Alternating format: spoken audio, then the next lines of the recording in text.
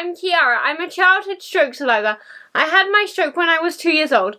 I'm doing a series where I answer your question about stroke and hemiplegia. So one of the questions I'm going to answer today is, I'll just highlight it so we can read it. Okay, so this is the question. Young stroke survivors. My kiddo is 5 and had a stroke at 7 months. Greatest challenges? What would be helpful for a mum too? So I would say, I'm going to start with greatest challenges. I would say probably the greatest challenge I had growing up was probably learning to drive. I really struggled with learning to drive. I did do it. I can drive. I drive an adapted car if you don't know, but I really struggled with learning to drive. It came so easily to my able-bodied peers, and I really struggled with that because it took them like 6 months to learn to drive, and it took me like 3 years to learn to drive, and I just really struggled with learning to drive. I found it really hard and really challenging, but I did manage to pass, and I did do it.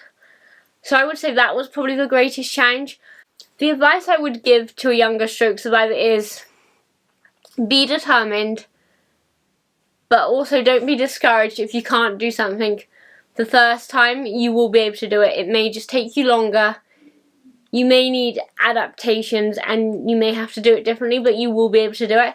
So don't be discouraged. If you can't do it the first time, you will be able to do it. Be patient with yourself, but also be determined as well. I would also say another thing as well, if you really know you can't do something, don't force it. Like, for example, I still can't cut my, like, some foods I still can't cut. So, like, I really struggle to cut some certain foods because, like, some foods you can't cut with a knife and some foods you can't cut with just a fork. So, I can't hold a knife and a fork. So, I really struggle to cut food.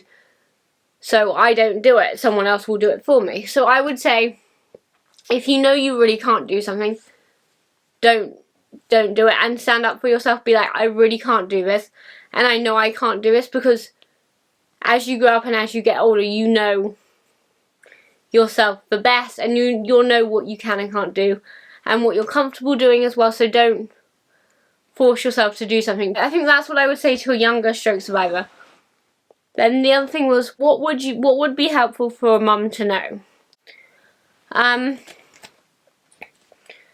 I think what would be helpful is encourage your child to, like, try and do things independently by themselves. And so yeah, I hope I answered your question, and I hope you have a good rest of your day, and I will see you in the next video. Bye!